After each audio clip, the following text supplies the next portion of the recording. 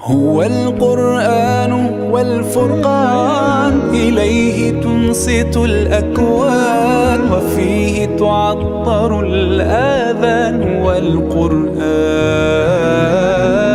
أعوذ بالله من الشيطان الرجيم.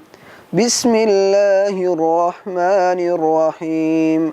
قد أفلح المؤمنون الذين هم في صلاتهم خاشعون والذين هم عن اللغو معرضون والذين هم للزكاة فاعلون والذين هم لفروجهم حافظون إلا على أزواجهم أو ما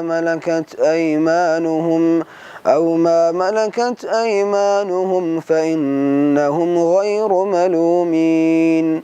فمن ابتغى وراء ذلك فأولئك هم العادون والذين هم لأماناتهم وعهدهم راعون والذين هم على صلواتهم يحافظون. أولئك هم الوارثون الذين يرثون الفردوس هم فيها خالدون. ولقد خلقنا الإنسان من سلالة من طين ثم خلقنا النطفة علقة فخلقنا العلقة مضغة فخلقنا المضغة عظاما فكسونا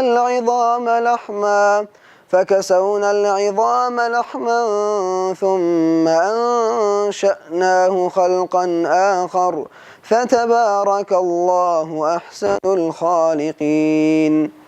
ثم إنكم بعد ذلك لميتون ثم إنكم يوم القيامة تبعثون. هو القرآن والفرقان، إليه تنصت الأكوان، وفيه تعطر الآذان والقرآن.